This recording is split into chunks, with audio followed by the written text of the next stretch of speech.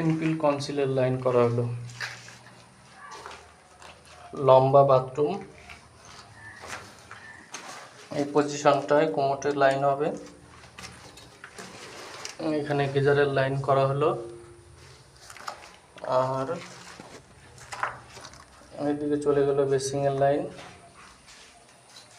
এটা চলে গেল শাওয়ারের লাইন।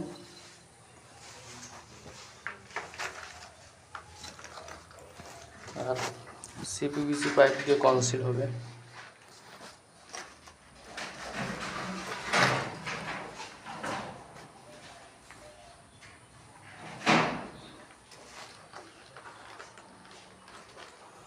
এখান দিয়ে বেরোবে বেসিংয়ের লাইন 40 mm।